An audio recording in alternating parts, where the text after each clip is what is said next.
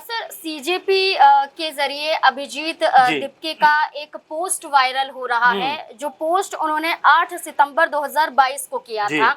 इस पोस्ट में वो भारत जोड़ो यात्रा को लेकर एक बड़ा कमेंट करते हुए नजर आए थे। जी। उन्होंने कहा था कि ये भारत जोड़ो यात्रा नहीं बल्कि ट्रैवल व्लॉग है। जी। और ऐसा कहना क्या बताता है कि अब सवाल खड़े हो रहे हैं, लोग कह रहे हैं कि राहुल गांधी की जरूरत क्यों पड़ रही है, कांग्रेस की जरूरत क्यों पड़ रही है। जी। आपने तो उनकी यात्रा को ही ट्रैवल ब्लॉग बता दिया था, अब जी। राहुल गांधी की मांग की जा रही कि वो भी यहाँ पर पहुंचे, तो कैसे जी। देखते हैं इस देखिए कमेंट? नाज़मीन, ये सब समय समय की बात है, क्योंकि 2024 से पहले की आप बात करेंगे तो कोई भी राहुल गांधी को लेकर उतना सीरियस नहीं होना चाहता था, इतना गंभीर नहीं होना चाहता था, बल्कि ये तक कहते हुए नजर आते थे कि वो कांग्रेस पार्टी को खत्म करके मानेंगे। इस तरह की तमाम तरह की बातें कही जाती थी। और उसी दौरान जब भारत जोड़ो यात्रा की और भारत जोड़ो न्याय यात्रा की, उसको लेकर जब पूरे देश में माहौल बना, और उसी दौरान कह सकते हैं कि अभिजीत दीपके का ये जो कमेंट था कि राहुल गांधी की यात्रा को उन्होंने जिस तरह से क्रिटिसाइज किया था, जिस तरह का कमेंट किया था, तो वो भी एक समय की बात है। देखिए,